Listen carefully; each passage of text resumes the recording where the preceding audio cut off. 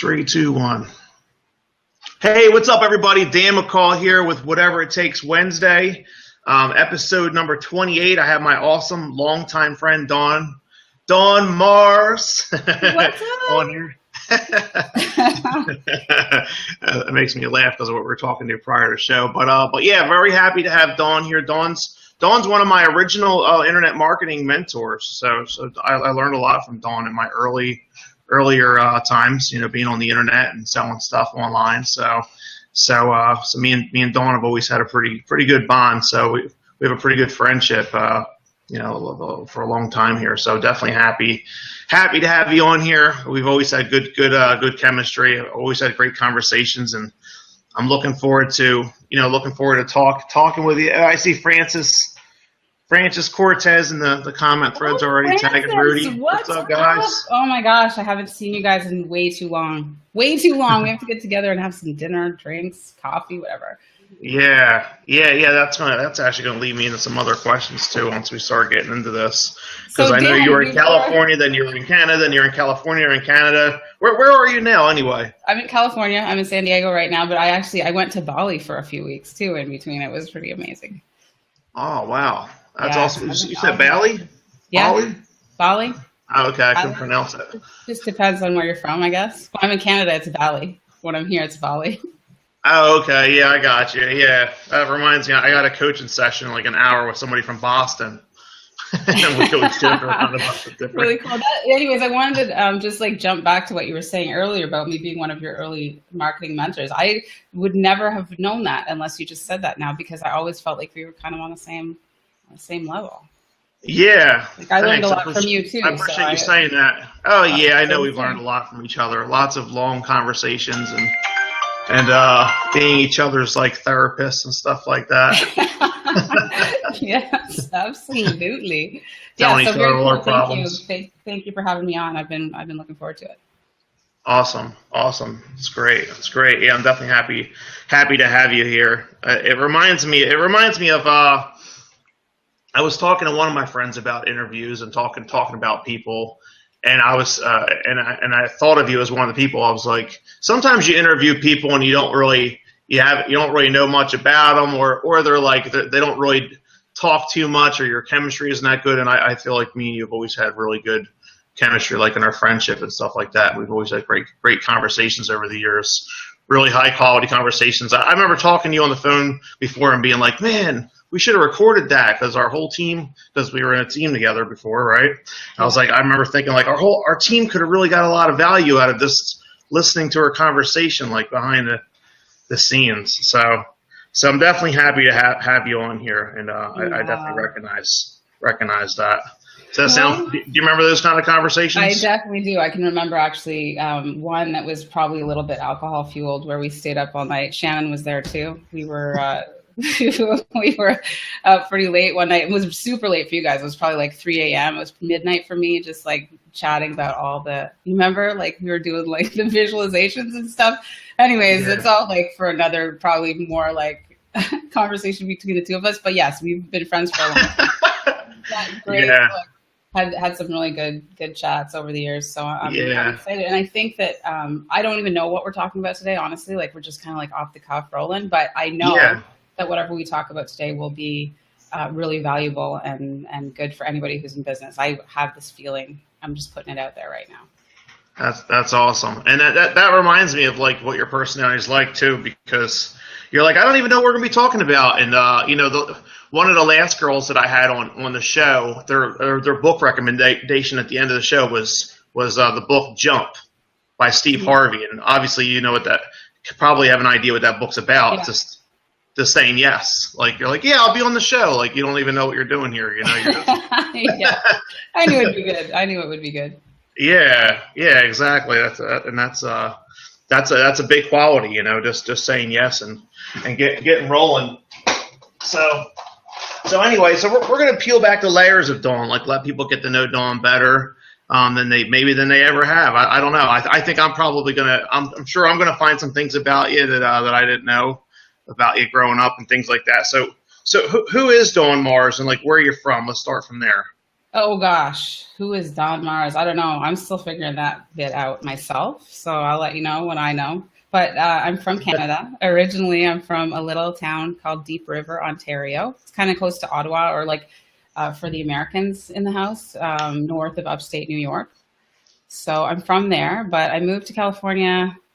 Gosh, it's been like almost 9 years ago now. So it definitely feels like home.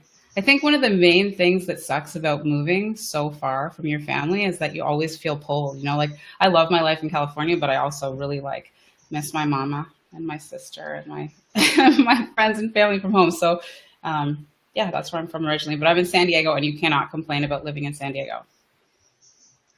Yeah, for sure. Yeah, I've been to San Diego twice, so I definitely know what you mean. The vibe and the energy is really good there. The weather's really nice there, like year round, and yeah, I don't blame you for falling in love with San Diego. It's like a good quality people over there too. There's a lot of people you can do business with and Yeah, it's make incredible. connections with. Honestly, San Diego as like an entrepreneurial hub is just off the hook. Like there's always something going on here. As far as like internet marketing, you could go to a conference like every week, just about. There's always something, and there are mastermind groups, and it's just actually really incredible. Yeah, Yeah. yeah, that's awesome. I need to spend some more time out there. I haven't been out there in a while. So last time I was there, 3, 4 years ago now or something. 3 years ago maybe. Yeah, I don't know. Well, you need to make a trip, clearly. Yeah, If yeah, you're no, it's going. it's in the it's on the list. It's on the list. So I'll I be out say there. that, but I've never been to Jersey. Like I Yeah, keep saying I'm going to come. I keep saying I'm coming to visit you guys, and then it just doesn't happen. yeah. We got to do an event or something. It's got to be like an event. Yeah, That way we have a go to for for sure. sure. Definitely. So here's a question that some entrepreneurs struggle with. Some of them it's easy. Sometimes it's easier at different times. So what do you do, Dawn? What do I do? Like, for a living or like in my free time? What are we talking about here? For a living? What do you do? What do you do for a living? Well, it's interesting, because it has morphed and changed over the years. But right now, what I do is mostly coaching and courses on how to systemize and scale a business. So, like, for somebody who's doing offline marketing, for example, like if you were a health coach or some kind of a business coach or a photographer, and you wanted to really start to get into automation, like email marketing and text message marketing, and like keeping in touch with your existing clients and customers, lead nurturing, all that stuff. I set up systems like that, payment processing, um, like cart abandon sequences, which is like my favorite thing. I'm such a nerd that if there's one thing I could say about myself, I'm a huge nerd. So what I do for a living is like I get to do like what I love because I get to geek out on technology usually and design systems for people. So I'm either designing systems or I also sell courses and programs that people can buy like sort of like done for you so they can just install it into their business instead of having to like, write all of their email and like the email copy and email marketing. I sell templates to help people get up and running faster. So that's what I do. Yeah, that's awesome. That reminds me too. When I handed you this link for the Be Live TV program, you're like, "Yeah, where do I get that from?" And I was like, "Don't worry, you'll figure it out. You're a genius." No, not a genius, a nerd. There's a difference. There's a difference. I think nerds just like figure things out. Like you're just not, not afraid of technology. You just love to like be diving into technology. Yeah, I've just always considered you more techie than me over the years. I'm pretty tacky, Danny. But that's what's amazing because you're way more of a networker. Like I'm a very introverted person. Like I'm friendly and outgoing and everything, but I also am very like I need a lot of alone time. And I really struggle in my business with doing things like this, like going live by myself. I have a really hard time just face to camera talking. I feel really uncomfortable doing it. And so everybody's like, yeah, you need to put yourself out there more. You need to get out there more. And I'm like, no, I'm just going to geek out here behind my computer. I don't want to do anything else. I don't want to talk to anybody, So, I mean, we all have our strengths and weaknesses, I guess. Yeah, well, that's good. That's good that you're like pretty self-aware, and you recognize your strengths and you play your strengths. So Yeah. I definitely respect that, and I think it's important to the worker strengths, and that actually that makes me think of this other topic that's going to be in here, and I guess we'll just tap right into it, the whole like time management thing, because I don't know about you, but like sometimes I struggle a little bit with that personally, with knowing like the best way to spend my time, and it's like you want to spend your time, with things that are your strengths. So to touch on like time management, like in your business and stuff like that, do you do anything for time management? Like, what's your DMO like? And we'll also touch on like morning rituals too. Like, so what's your DMO like, Dawn? Like, and like, do you do anything for time management? And do you have anything that you do in the morning when you wake up? Yes, I do. First of all, the morning ritual thing, I have never really successfully got that down because I'm really more of a nighttime person. I'm really not good at the morning stuff. But I will show you what I have that works incredibly well for me. Let me just make sure I don't have anything crazy client stuff on here. Let me go to an old one. Because I want to show you guys something really cool. This is a planner, a weekly planner that I use. It's kind of messy. This is like an older one. Can you see the whole thing there, Dan? Yeah, pretty good. I mean, it's a little small, but I can see it. So it's kind of girly. Not gonna lie, I haven't found one that's like more masculine. I didn't buy it because it was girly. I bought it because it was functional. But like, it's called the Bloom Weekly Planner, and so I'll plan out my week down here. Like I'll put in all my client calls in here, and then I've got like my top 5 priorities for the week. And then as I get a to-do list that comes up, I just list it in here. And then you got like drinking water, healthy habits, and that kind of thing, which I don't really track that stuff. I probably should. I could be healthier, but this thing is amazing. It really keeps me on track. And the other thing that I do when I really need to get a project done is something called the Pomodoro method. I think you've probably heard of it. But it's basically that you have a timer. You can set an egg timer, but most people set the timer for 45 minutes. So you work for 45 minutes, or you can set it for less, 25 minutes if that works better for you. And then you take a 5-minute break. So the timer is actually called, if you look on your the App Store, Pomodoro. The timer will count you down 45 minutes, then it'll chime, give you a 5-minute break, and then you come back. And the premise behind that is that working in shorter periods of really focused work, like taking focused action, you'll get a lot more done. And I can tell you that on the days that I'm doing that, I get probably more done in 3 sessions of that than I would normally get done in a week. Wow. Yeah, it's killer. I was gonna say, if you get a chance, like everyone has a chance, you can download the app, it's free. And it really, really will increase your productivity, even if you just use it like 1 or 2 days a week. Yeah. How do I spell that? Pomodoro? What is it? I think if you go to pomodoro.com, let me just, Pomodoro. If you type in Pomodoro technique into Google, it'll come up on Wikipedia, Lifehacker. There's all kinds of information on how to do it. And you don't even have to have, you don't have to have a special time or anything, but it works better because it knows what the right intervals are. Yeah, I definitely see it here. So, all right, cool. Yeah, I just want to drop that in the comment thread because it's that could be really valuable to somebody out there, that struggles with that. I'll definitely check it out myself. I'm always looking to do different things for time management myself. Like I use the Google calendars. I type everything into Google calendars on my phone, and then I use these memo things here. I don't know if you can see that or not, but I like. Oh yeah. I got check boxes and stuff like that, and that's what I do. I'm a checkbox junkie, but I'm always looking for ways to improve my my skills with that. Yeah. So. The other thing that I do too, and this would more apply for people who are doing like coaching and consulting, if you're actually getting on the phone and working with clients, and I know you do some of that, Dan, is I use Acuity scheduling software. And when a person wants to book a call with me, they actually fill out, it's a very short questionnaire that just kind of asks them what they need help with, what's the focus of the call going to be. And then what that does is it pushes it into my Google Calendar. And instead of me just getting like a calendar notification, when I click on you have your phone, you click on the calendar link, it actually opens up the whole, like everything that they've said. So even if I'm like, well, I wouldn't say if I'm in the car driving, but if I'm like out and about, right, I can open up the calendar app. I can see all of the answers, like what they're struggling with, like if they want to set up email marketing or text message marketing or payment processing, whatever they're struggling with, I have it right there in front of me, so that if I don't have my whole office, I have everything that I need to know to conduct a really good coaching session.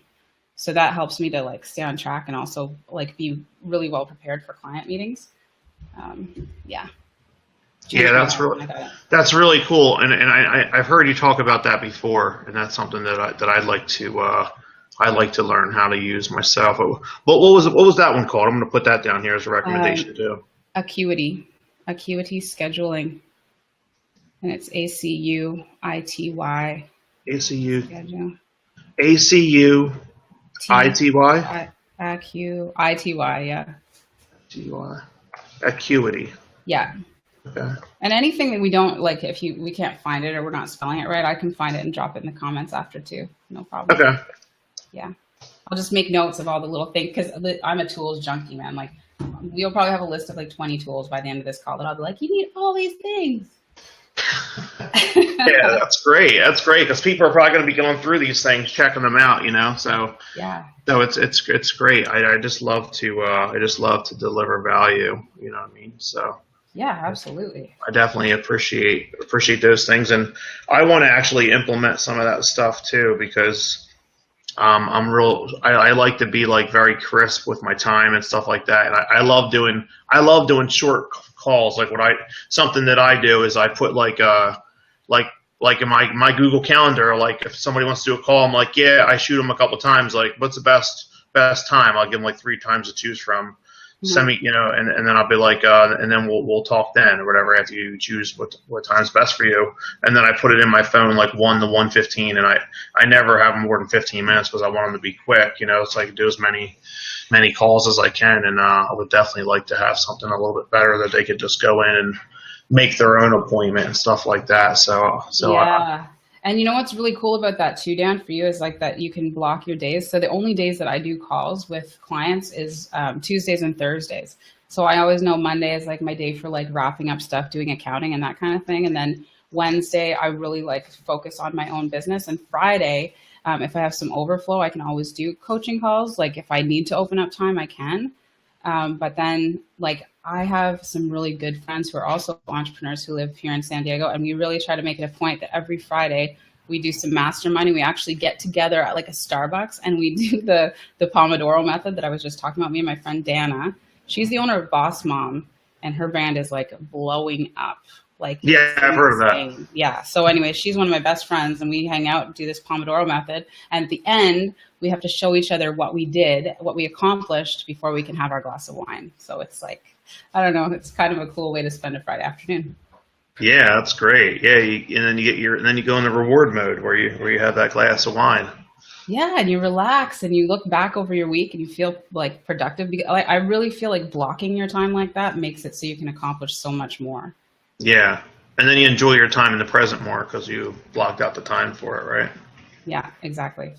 Exactly. And I was talking to a friend about this too. And like, I don't know about you, Dan, but I can remember when I first started my business, when I first started working, I used to spend a lot of time grinding.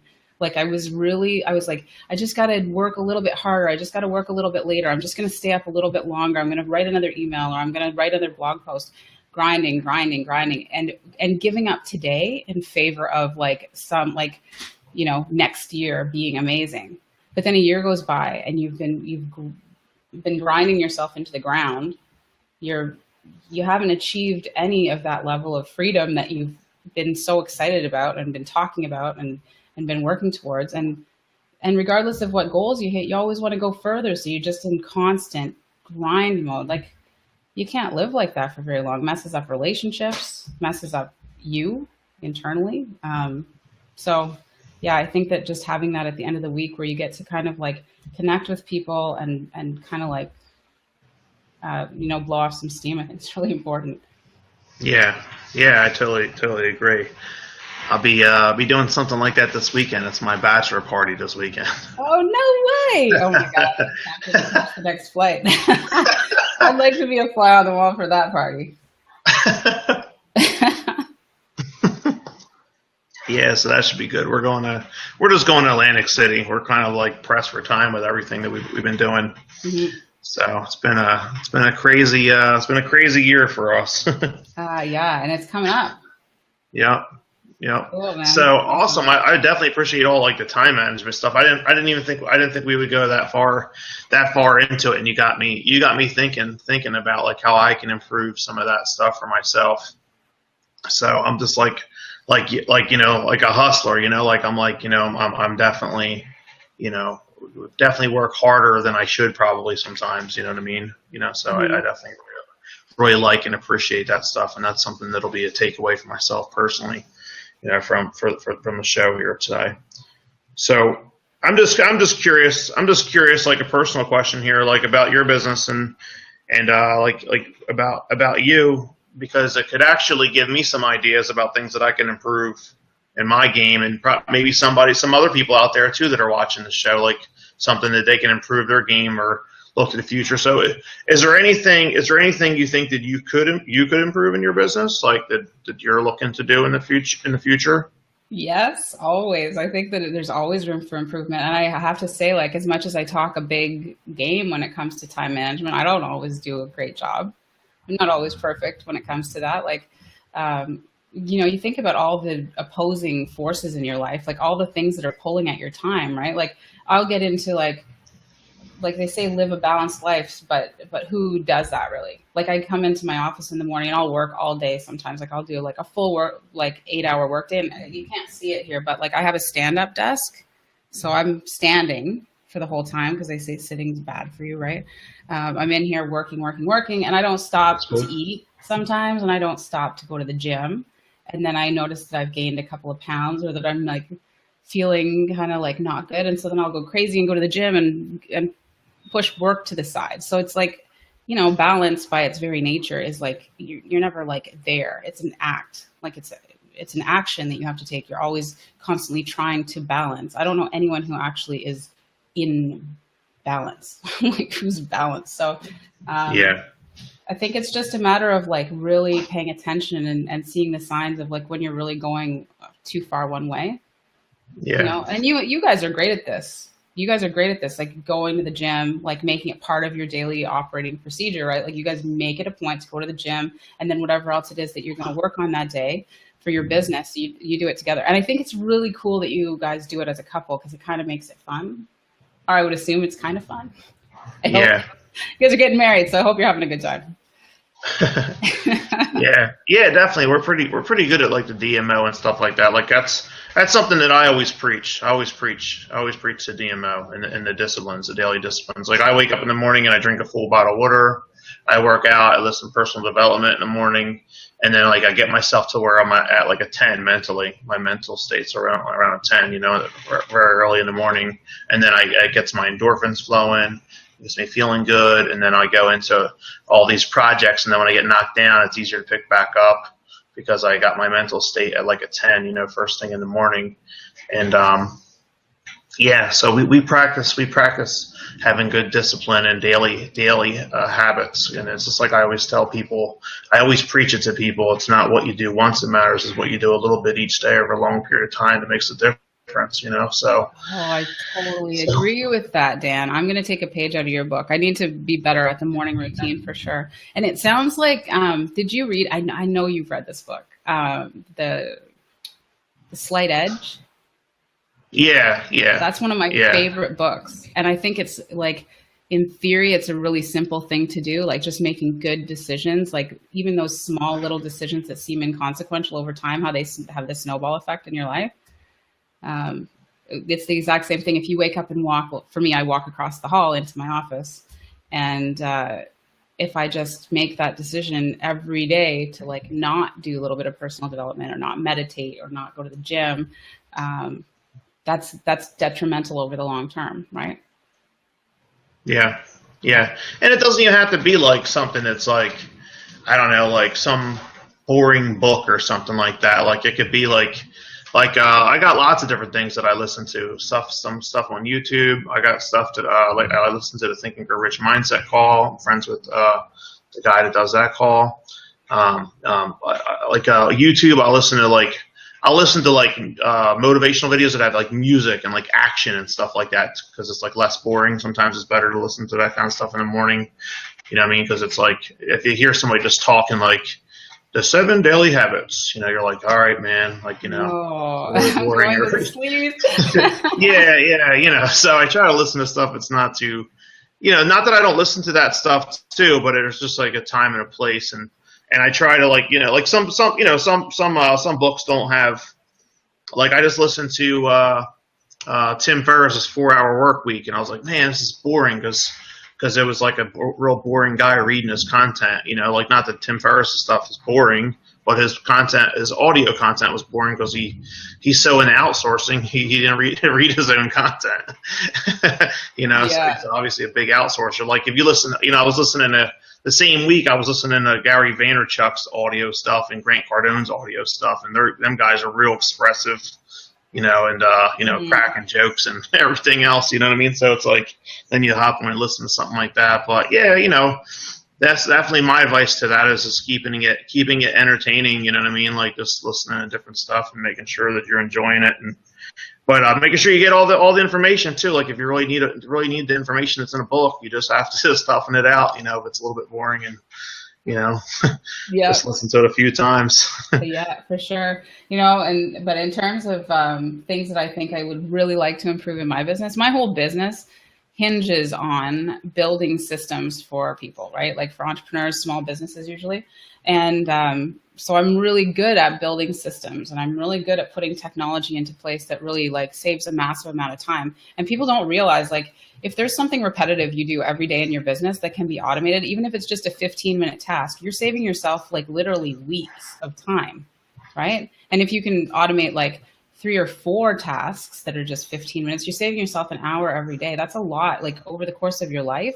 That's a lot of time back with your family. That's a lot of time that you can be at the gym or doing something healthy for yourself that you're not grinding in your business. And I think that like, I'm really passionate about that because I've seen the effects of the grind. You know, I've seen what that does. I've seen what it does to your health. I've seen what it does to your relationship. I've seen it. And I know that it can be just really, it's a tough spot, right? Because you want to be successful. You're so passionate about your business. But if I can help entrepreneurs automate that stuff, then that's what I want to do. I'm passionate about it. But when I look at my own business, it's kind of like the cobbler's kid has no shoes. You know, like my own business is, if you look from the outside looking in, I'm sure it looks really well automated and really well put together. But when I look at it from the inside, I think like, man, if I just had a little bit more time, then I could implement the system I just built for this person. You know what I mean? Like it's not as good as what I would do for my clients, I think. Yeah. That's interesting. That reminds me of another friend of mine that's a pretty successful entrepreneur, and he has really good income. And he says it's not that you get. He says it's not that you know, the secret isn't like this is a, you know there's always a contradicting sayings to every little thing, isn't there? Mm-hmm. He's like, the secret isn't being completely organized. It's learning to work in the chaos.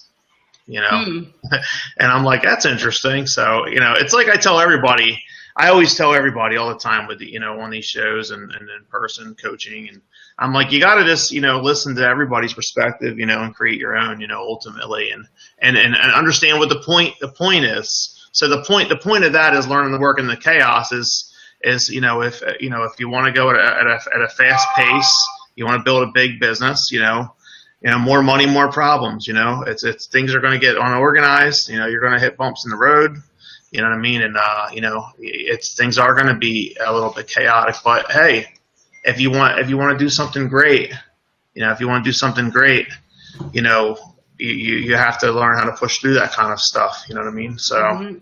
Totally agree. It's so funny that you bring that up because just the other day, you know, like scrolling through Facebook kind of mindlessly on my phone, and this old Jim Rohn video popped up where he's giving a presentation about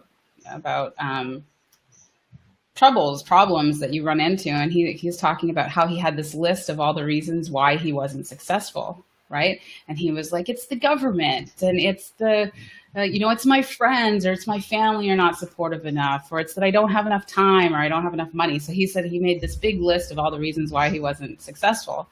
And then his mentor, he was talking to his mentor, and his mentor said to him, okay, Jim, so tell me why it is that you think that you're not as successful as you feel you should be at this point. And so he read off this list of all these things. And the mentor said, okay, well, that's great, Jim. But there's one thing missing from this list that really needs to be there. And he was like, okay, well, what is it? And he said, you're not on the list, right? So it's up to you. There's like all these other things are just excuses. Like the sun rises and sets on all of us is basically what he was saying. We all have troubles. We all have difficulties. So yeah, we all have the same 24 hours in the day. It's what you do with it. And if you're looking at all these other factors, we all have hardships. Man, I had the hardest effing year of my life this past year, but my business did better than it ever has. So, yeah, not to say that I'm some kind of superstar, but you can't make excuses for why you're not getting to where you want to be. Yeah, that's interesting. It's like you were working in the chaos, of your life, being like, my life was ridiculously chaotic this past year, but still, and I think in some ways business kept me sane. So maybe my business saved my life. Yeah, that's awesome. You out here, baby? Hey. So she's going to work right now. All right. So, okay, so cool. So we just touched on that question there. Anything you think you could improve? Cool. So here's the next question. It's a great question.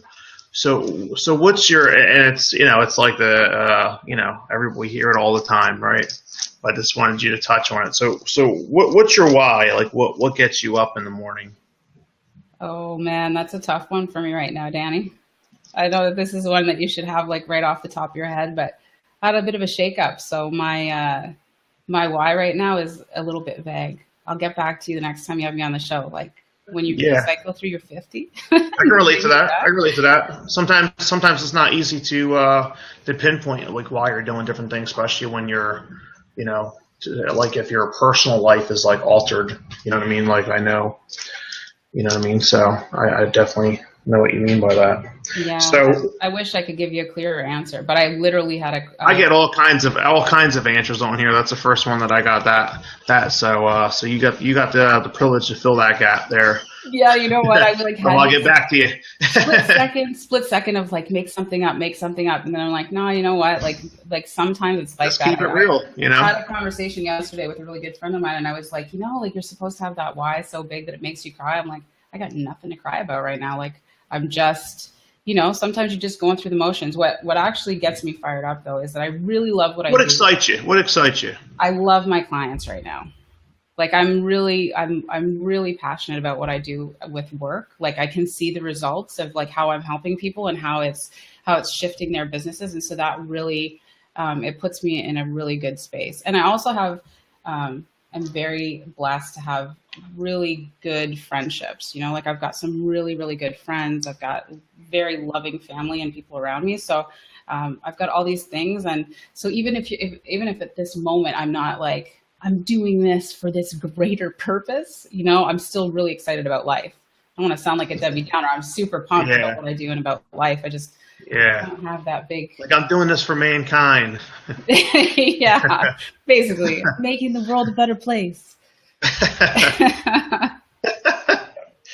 That's great. Great answer. I mean, it's just being honest. You know what I mean? That's all I could ask for. Just sharing your perspective and I love it. I love what you said. What's exciting you right now, is making your clients happy and stuff like that. Because that is a why. That is a reason why, even though it doesn't feel like the best one, right? That's how you probably feel. Like I don't feel like I get the best answer for that right now, but it's all good. It's all good.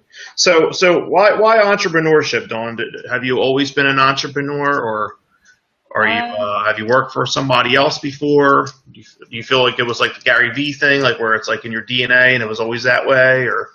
Yeah, I think it was probably always that way. I didn't really realize it. I think the first time I ever sold anything, because entrepreneurship, you got to be selling something. The first time I ever sold anything was these like restaurant coupons that were going around my town. So I would go door to door, like literally door to door. This guy in a van that showed up in town one day, it sounds kind of sketchy. I'd go door to door and sell these things for like $10 for these coupon books. And at the end of the, when he was leaving town, he said, well, we've still got all these coupons left over and I'll sell them to you for $400 or $500. And then you can go and sell them yourself and you can keep the full profit instead of having to give me whatever I had to give him. And so that was the first time I was like, oh, so I can buy something for a low price and then sell it for a higher price and keep the profit. Like that was the first time I realized that. And I think I was like 15 or 16 years old when that happened. So I got the taste of that, but like I did what society said I should do. I went to college and got a good job with the government in Canada and bought a house and a nice car and got a dog and did all those things. And oh, sorry, my phone's ringing. I did all that stuff, but while I was working for the government, I was introduced to network marketing, which I think a lot of entrepreneurs get their start like that, like didn't know there was an income opportunity. But when I started referring people and started making money, I was like, okay, that's crazy. Then made the mistake of reading the 4-Hour Workweek. And then I was just like, I couldn't work. I couldn't do it anymore. I was just like waiting to make enough money to leave my job. And the minute that I felt like I had enough, which was like not nearly enough, I quit my job. And I've been an entrepreneur ever since. That was like 10 years ago. Wow. No, so that 4-Hour Workweek was a pretty big eye opener for you, like in your business. Yeah, huge. It was huge. Yeah. And it That's actually interesting because I just listen because we're the same age, like, and I just listened to that recently for the first time. So it's interesting the order of books you go in compared to like your friends. Like sometimes you think like, oh, you should. Oh, Dan, he probably read that 20 years ago or something. But yeah, I never read it. Yeah, I would have thought so for sure. But there was a disclaimer on that book that said on the back, it said, do not read this unless you want to quit your job. And I remember reading the back of it, and I was in my office at work and seeing that, and I was like, I need to hide this from my boss because if he sees that I'm reading this book, he's going to know that I'm out. I'm out ski. And I was like, I think it was like 2 months after I read that book that I quit. Yeah. Yeah. That's awesome. Thanks, buddy. Like, I read the book and I was like, I don't know if this was detrimental to my life or what. It all shook out okay. Yeah. I'm happy with how things are. But yeah, I think that once you do the entrepreneur thing, it would be very hard for me to be, I do work for people. Right. I do contract for people. Right. We're all working for somebody. Right. Yeah. But to have an actual boss checking their watch on me, that would not work out well. Yeah. For me or for them. Yeah. That's interesting. That's something I always say. I'm like, really at the end of the day, we all have a boss, whether it's our customers, clients, people that companies we're affiliated with. Merchant accounts, like they all have some kind of say, so. Yeah, they sure do. They sure do. So, awesome. So I just put that down for a book recommendation, the 4-Hour Workweek, because I like to do a book recommendation every time I do an episode. So is that cool, or is there one that stood out more than that one to you? That one was like the catalyst, I think. But I think for people that are already into something, like they're already an entrepreneur, one of the ones that I read, and I will warn you that it might be the most boring book I've ever read, but life-changing, is called Work the System. Work the System? Yeah, and it's about putting processes and procedures in place to make your life easier. And I'm telling you, like, taking the advice in that book probably increased my income, like my revenue, by 100%, like in the first month that I implemented it, like doubled. Okay. So if you already have an established business, I think that's probably a better book. Like if you already got something that's going on and you want to put systems in place to move it forward and to scale it up, then that's the book. If you're just like getting started, like toe in the water entrepreneur, I think 4-Hour Workweek.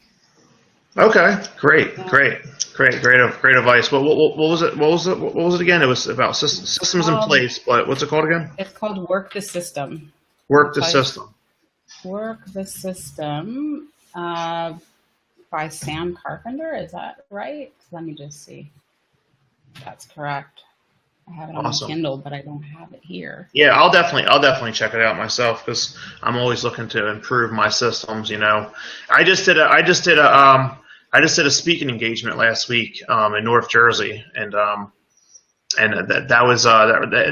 reminds me of talking about like putting better systems in place, because when I was talking to the audience, I was like talking to them about how, like, common thing that I noticed from a lot of people that don't have much success is they always act like they know everything, and they'll always say things like me too, or I know, or like stuff like that. And I was talking about like having like a higher awareness to information, like having a higher awareness to information, and being humble and knowing that you can always get better.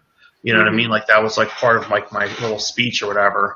I didn't feel like I did the best at it, to be honest with you, at this event. I felt a little rushed, but that was like one of my big strong points that I made when I was there, as I was talking about being real humble, and knowing that there's always a higher awareness to information, basically meaning that you can always get better, or you can always improve your system. So I definitely appreciate that book recommendation, and I'll probably tap into it in the near future and try, to endeavor to improve my systems for what I'm doing. And I think I'm going to implement your scheduling thing too, like for phone calls, because I like the phone, but I don't have a great method for getting people on the phone. So I'd rather have them be able to just set that up themselves. So yeah, I'm serious. It'll change your life. Like just being able to pop open, like I know a little bit about the kind of coaching that you do. And just being able to ask a person a couple of questions, so that when you actually get onto the call with them, you're so much more efficient. You already have the basis of the call, so you don't have to ask them those questions. You actually can keep your call much more clear and concise, because you can be like, well, you told me here that you're struggling with XYZ. Tell me a little bit more about that, right? Rather than being like, okay, what are you struggling with? Like, you've already advanced the conversation. So it really is a time saver. It's efficient. I also feel like it will make your clients feel like you're already like a step ahead of them. Like you're already kind of keyed into what they need a little bit better. So it just makes the conversations better, and it saves you all that time and scheduling. It's like amazing.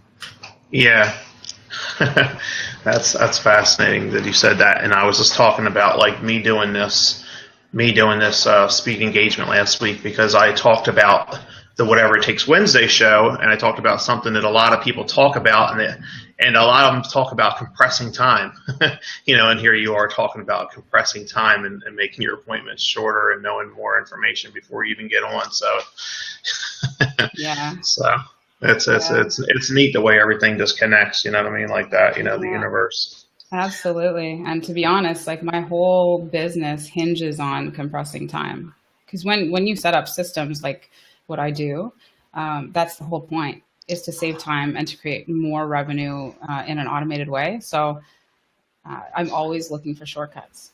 Like I'm basically always looking for shortcuts. So I've got lots of them. Like you and I probably need to get on another call after this call and just be like, damn, look at all these places where you can compress time. Yeah. And then you barely have to work. Yeah.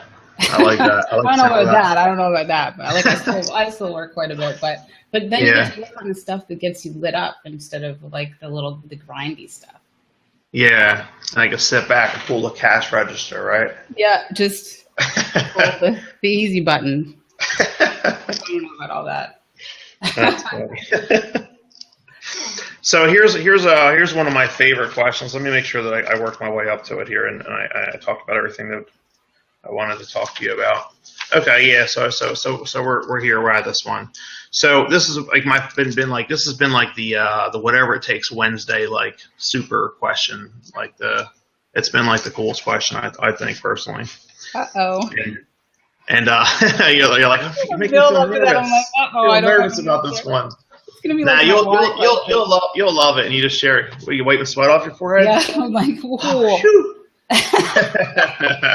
I was talking about this question at the speaking engagement too, and compressing time was one of the things that the people responded with, that and DMO stuff like that. So anyway, so here's the question. So Dawn Mars, you're able to hop in a time machine and go back to Dawn Mars when she first got started as an entrepreneur. Oh. So what's the advice that you would give yourself if you were able to go back in time and give yourself advice? I think that it would be that you you can't rush mastery. I think that's the advice. You know, I kept thinking like when I first started, like, okay, this will be the year that I'm gonna like hit it big, you know. And it took me, I was probably slow. It took me like 2 or 3 years before I really started to be profitable and understand marketing well enough to be successful. It took me a while to get there, and I think I had this idea that I had to be an expert right away, and that's not how life works, right? Like, I think that if I could give myself advice, it would be that early on, I would have said, do everything you can to master the thing that you want to be good at. And I didn't start doing that until probably 5 years ago. I started getting certifications. Like I went and got certified in Entreport. So I'm an Entreport certified consultant. Those things make you more valuable in the marketplace. And one of the things that I would also tell myself is in the network marketing space. So if you're watching this and you're in network marketing, I'm going to put it out there. This is contrary to what every company is going to tell you, is that you don't have to be an expert. They all say you don't have to be an expert to sell this product. They're right. You don't have to be an expert, but if you go out and you master that and you become the expert, I guarantee that you will have more success than the next guy. Because that whole thing that there's no competition, that's false. Everything is competition. Everything's competitive. If you don't become the master, I really think that someone else is going to take your lunch. I'll be completely honest with you. And I think there's abundance. The universe is abundant and there's enough for all of us, but you got to be a bit of a hustler. You got to be better than the next guy. And why not? Why would you not want to be better than the next guy? That's like, why don't you be the best there is at your thing? Yeah. Wow. I love that. I love that. So like you started out with like you have patience. You started out with patience, and then you were talking about, you know, being the expert. You know, being the expert. I love that. Making yourself more valuable in the marketplace. Definitely love that, and I love the advice that you gave towards network marketers too, because somebody asked me, and I had a similar answer. I was like, well, what's different about you? There's 100,000 reps. Like, what's different about you? Like, why are you different? Like, why should they buy from you? You know what I mean? Mm-hmm. So, like, what makes you different? You know what I mean? Like, how can you make yourself? And like, it's like the whole like you get paid in direct proportion to the value you bring to the marketplace, right? That's a big saying. A lot of people say it, like T. Harv Eker, like other people say it. You're paid in direct proportion to the value you bring to the marketplace. So, how can you make yourself valuable, more valuable? Just like what you did, you went and got yourself like certified, like and stuff that it was in your niche. And I don't know if you ever heard this saying too. A lot of people want to be. A lot of people want to like be like a jack of all trades, but then they master none, right? You ever heard that one? Yes. And I was so subscribed to that. I so believe that that's true. Believe that that's true. You have no idea, Dan. I'm probably jumping in on your thought process here, but I have so many people contact me who are like, hey, can you run my Facebook ads? Heck no, I'm not going to run your Facebook ads. And you don't want me to, because that's not what I'm an expert at. I'm an expert at automating your systems. I could build a sales funnel in my sleep. But as far as running ads, there are people who do that in their sleep. And I would way rather help you to build an amazing system and then have you partner up with a Facebook ads expert to do that. And I truly believe that if you go to somebody who says that they can do all of those things, they're probably mediocre at all of those things. You don't have enough hours in a day to be a master at all those things. In my personal opinion. I love it. I love it. Definitely. I mean, I totally agree with you. And, like that's like me, the same thing here. Like I've done like a bunch of Facebook ads. I've had results with Facebook ads, but I'm definitely not a Facebook ads expert either. Like I don't feel like confident about telling people like, I'm going to get you results with Facebook ads because I don't think I'm that good at it. You know, like I've definitely had success doing it, but I'm not that good. I don't think that I'm that good at it. You know, I've actually done better personally marketing with Craigslist. Believe it or not. And I actually ended up creating a Craigslist course because I was like, all right, I'm going to actually know how to do this and make it work. So I know how to do it. So, so I made a mini course for it and, sold that. Hey, Steve, I see you on there. Thanks for advice yesterday. I'm back in the saddle. So awesome. I just wanted to acknowledge that one comment there. He was actually my sensei in martial arts too. Oh, cool, Sensei Steve. Hey, Sensei Steve. Yeah, so we were talking. I was giving him some advice yesterday about something. And So obviously he's given me lots of advice too, right? My sensei in martial arts. Yeah, absolutely. So awesome.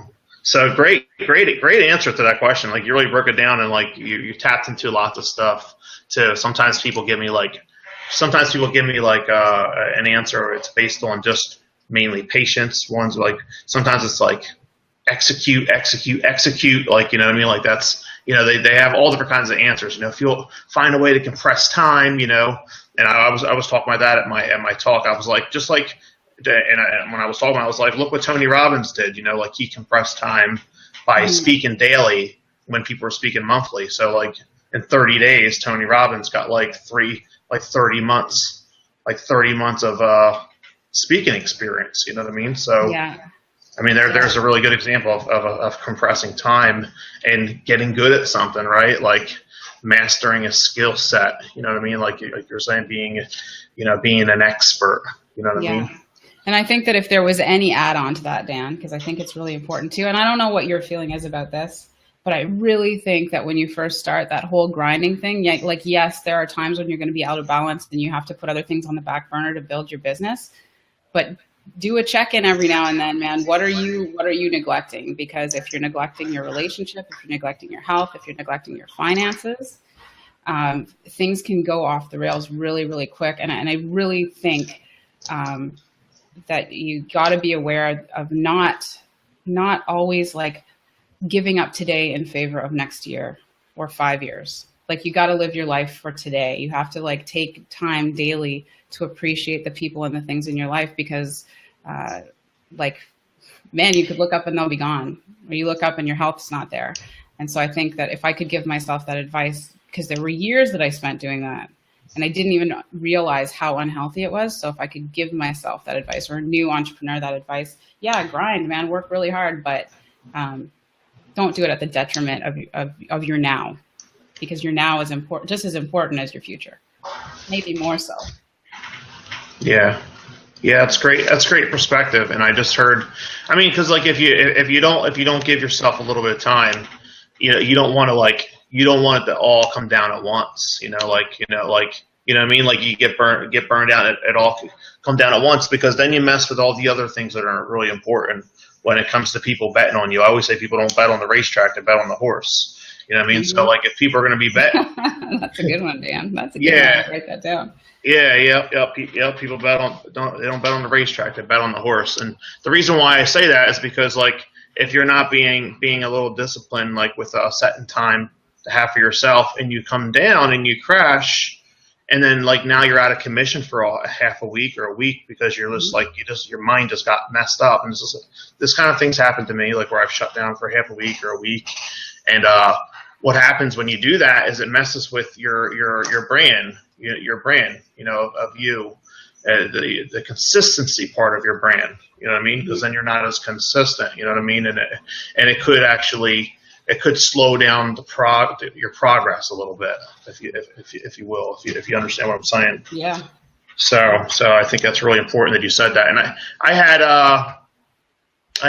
my friend Paul on here not too long ago, and he was saying that he was trying this method where he was working, because he works from home and he works lots of hours and he likes to work, just like we do. And he was saying that he was doing like a 45 minutes on, 15 minutes off, like where he was like getting up and walk away from his computer and like feeding his dogs and doing things with his kids, and then he would come back. It seemed like, for me personally, it seemed like too many stop and starts, but maybe it's not. Maybe it is like maybe it is great. I don't really know, but it was interesting to hear that. You know what I mean? It made me think about myself and burnout and things like that, and making sure that I'm giving all of myself to my business, my family, my lover, my everything else. You know what I mean? Like spiritual life, to God. You know what I mean? To everything, my health.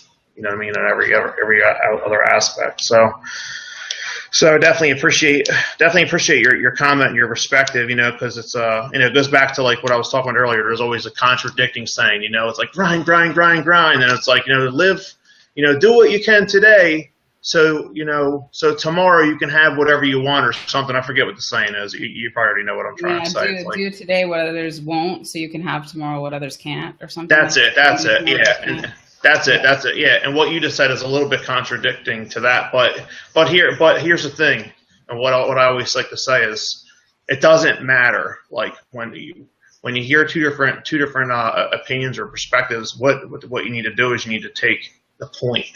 You know what the point is of each thing. The point of one is this freaking grind. Get the work. Yeah. Right? Then the point of the other one is to not neglect your family, not neglect God, not neglect, your physical health, and all those other great things, right? So they're both, the points are both massive, you know what I mean? And it's just important to just take both of them, eat the meat, spit out the bones, and stop. So many people are so one-dimensional in one way. Oh, this is what they said. This is you got to do it this way. Well, you could do it both ways. You know what I mean? Yeah. So, and Dan, I know that you're following this. I know that you're following this in your business, even if you don't know it, and you probably do know it. But everything in life works on an 80-20 principle, right? You get 80% of your results from 20% of your effort. So if you start looking at what you're doing daily, right? If you look at what you're doing daily, like what's actually getting you the results, it's probably a very small amount of what you're doing. The rest of it can either be probably chopped off. You probably don't even need to be doing it. Or you outsource it, right? Like that's what I've had to become really good at, is outsourcing, like paying other people to do stuff, like at, a lower wage than what I would pay myself to do the same thing. But there are things that other people can do that they're way better at than I am. Like the woman who manages my business for me, like she does all of my administrative stuff. She keeps me totally on task. She's way better at that stuff than I am. And it's not that it's not important in my business. It still has to happen, but it's not what actually makes me the money. I have to stay focused on getting new clients. I have to stay focused on like serving those clients. You know what I mean? Like, so I think probably, especially in the type of business you do, you're probably always looking for like, what's like, even in FBA, right? Like what are the products that are getting me the biggest bang for my buck, and how do I source those products for cheaper? Right? You're not going to mess around with products that give you a 2% margin. You're going to focus on the ones that give you a 50% margin. I would imagine. I don't do FBA, but the better the margin, the more the margins, the better, So sometimes there's the philosophy applies, like little pigs get fed, big pigs get slaughtered. You know what I mean? And it's like, all right, well, I can make an extra $3,000 a month on this, and it's like the margins are smaller, but it sells a lot more. You know what I mean? So you get the quantity over the quality of the ROI. You know what I mean? But you focus on the thing that get you the result. You still are focused on the thing that gets you the result, even if it's like a small margin. That's probably the wrong way to say it, but well, I understood what you're saying. Yeah, that whole like getting the point type of thing, Yeah, just like there's so many things that if you look at your day, maybe not you probably are a little bit like, because your business is more advanced, but especially when you're first starting out, you're doing all these things like you're rearranging your desk and you're making lists and like getting ready to get ready. That stuff isn't making you any money. Identify the tasks that are actually advancing your business and helping you scale, and those are the things you need to spend your time on. The rest of the stuff is arguably not really that important, and even if it is important, you can probably pay somebody to do it. Yeah, totally agree. Eating that frog is usually the most painful thing, like the thing that you really don't want to do. Yeah, like picking up the phone. People have such a hard time with that. Me and you, not so much. We're like, what's up? Yeah. I mean, you've been pretty. I mean, I've been on the phone with you, doing lots of business calls over the years. You've always been really, really good. So it's funny what other people think about you, isn't it, compared to what you think about yourself sometimes? Like different things that you like. My fiance just like thinks that I'm invincible or something. Like my kids are like, yeah, you don't ever get nervous, Dad. You're a black belt. I'm like, I'm a black belt. What's that have to do with being nervous? I'm like, I get nervous. Nervous energy is good. And I always like to say nervous energy is good energy because it makes everything magnify. You know what I mean? It makes all your senses magnify. It makes you more on point. Yeah. You know what I mean? And if you're not like nervous, pretty often it means that you're not going out of your comfort zone, which means that you're going to stay average. You know what I mean? So you have to go out of your comfort zone or you're going to stay or you're going to stay average. You're going to be like everybody else. I don't want to be like everybody else. So Agreed, Dan. You're full of wisdom and knowledge these days, as always. So I got like two more questions here. All right. So here's a fun one here. So is there anything about you that like not a lot of people know about? Like, yeah, I mean, there's lots of stuff. Like you put your shoes on a certain way, or you tie your shoes different, or you put your belt on opposite, or like, I almost never wear real shoes. I always wear sandals, but I think that like living in San Diego, you're probably. We figured that anyway, Dawn. Okay, so here's something. I'm a certified tarot reader. I don't think a lot of people know that about me. Oh, that's interesting. Yeah. That's interesting. So that's something like, I don't know, I got interested in it when I was a kid. And for the Christians out there, still Christian. still Christian. But I just was really interested in them more about like the intuition and the imagery and stuff. And I just got more and more involved. And yeah, that's something that not very many people know about me. Yeah, that's cool. I think it's cool. I've had like the readings done a few times. So yeah, I don't do it as a business. It was just like, it's just a hobby. It's just like a hobby. I'm interested in. Yeah. Like a hobby thing. It reminds me, I was talking to one of my friends about that. He was like, don't you think that they're just kind of telling you that by them doing that, they're actually creating what your future is going to be like? Because that after you leave there, you think that that's what you're supposed to be doing. It's like, I don't know. I'm not a professional tarot reader. I don't know how real or accurate it is, but I think it's neat because a lot of that stuff I think is neat, you know, all that stuff like your signs and stuff like that. A lot of it seems like it's you know, either on point or close to it, you know. So yeah. I think it's pretty neat. You know what? I don't live my life by it. It's not like it's not like the thing that I like base all my decisions on or anything like that. But I do think, you know, having red cards and like spreading the cards out in front of you or for another person, what it does do, because I'm not clairvoyant, I don't see dead people, I don't see the future or anything like that. But what it does is it really like opens up a conversation. It can really like evoke a deeper conversation than maybe what you would have. And it can help people reveal maybe things that are in their subconscious that they weren't thinking about, brings things to the surface. And so I think it's interesting for that, more on like an intuitive level than a like fortune telling type of level. I can't read the future. That's not my forte. Systems. Oh, all right. I was going to like talk to you about that after we got done the call, you know, like what's my future going? I wish I knew. If I knew how to read in the right direction. Yeah. Send me my spirit guide. Yeah, no, I don't have that sort of a power. Sorry. I need to talk to my spirit guide. We need to have a meeting.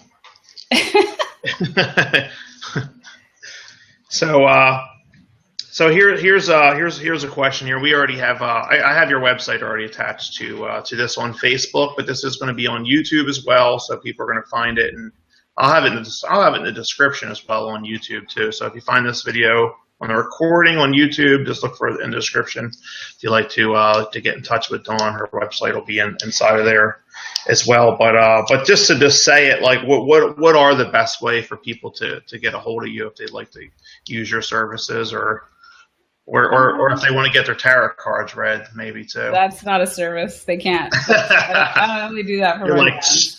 No, I only do that for my close friends. So if you're my close friend and you're watching this, you know how to get in touch with me anyways. But if you need automation services, you know, like we do email marketing is really particularly big with new-ish entrepreneurs or small businesses. You can go to marsmarketing.com, and Mars Marketing has 2 R's, MARRS marketing.com. And there's all kinds of like cool, like the website is actually always a work in progress, but there's always like cool downloadable cheat sheets and PDFs that you can get over there. Like if you're, you know, trying to automate your business and aren't sure about the direction, there's all kinds of resources over there. Yeah, you had, I think you said you had like a free gift or something like that you could give people or something maybe after the show or something like that. Like I do. You can drop the link. Yeah, so can you drop that later? Tell us a little bit about that, because I mean, you were talking about that prior to the show. And you were like, I'd have to get you the link for that. And I was like, well, you could do it after the show probably or something like that. Yeah, so we can put it in the comments or you can put it on the YouTube video. But basically it's an email marketing cheat sheet. And it's for people who, like, I find with my clients, one of the biggest struggles that they have when they come to me is they aren't really sure what to put in their email follow-up series. And so it really breaks down like what should be in the first email. What are the key points you should touch on in that welcome email after they've downloaded your free PDF or your free video? What's the first email have to contain? What does the second email have to contain? What does the first week have to look like? What do you need to do to keep people subscribed and on your list and opening your emails? And then I recommend to all my clients to have at least a 45-day follow-up series in place, which sounds like crazy overwhelming, but it's actually only 6 emails. So it's really not that overwhelming. So it's actually like a checklist of all the things that you want to have to make that 45-day follow-up series a success. So we'll put the link for that because I think it's really useful, especially if you're struggling with like, you know, what am I going to do in this lead nurturing series? What am I supposed to say to people after they opt in? A lot of people struggle with that. So I'll get you the link. I'll get you the link for that, Danny. All right, cool. Yeah, definitely appreciate that value. So awesome. So, all right, cool. So the last thing we're going to touch on before we wrap this up. I know you might have an appointment too. I'm not sure. I have one soon. So getting my oil change, Danny. Being a responsible grown up. Okay, yeah, I gotta get that done too. Actually, I'm actually over my miles. Come to think of it, I got that oil light blinking and everything in my brand new car. I'm like, man, I gotta take care of this car. Anyway, so this isn't really a question. It's more of just like a last words of encouragement, maybe for somebody just getting started out there as an entrepreneur, or whether they're in your space or my space or some other brick and mortar type of space. Do you have any last words of encouragement for anybody out there? Yeah, man. Like, you know, entrepreneurship, I really think is not the path of least resistance. I honestly believe that it's easier to get a job. So if you've chosen the entrepreneurial path, just know that it is going to be an up and down journey. It's not going to be a straight line. And that the best, in my opinion, the best thing that you can do is become the master at the thing you do, become the best and show people that you're the leader in that space. I think that there's no better or faster way to build a business than to really become, you know, invest in yourself to become that commodity that people want. I think that is the fastest way. I think it's the fastest and the best way. Love it. I'm actually writing it down in the comment thread too. Last words of encouragement: become the expert in your space. So that's kind of what I kind of heard from that. Yeah. So awesome, Dawn. So I just wanted to say thank you so much for coming on. It was really fun. We went over the time a little bit. I thought that would probably happen.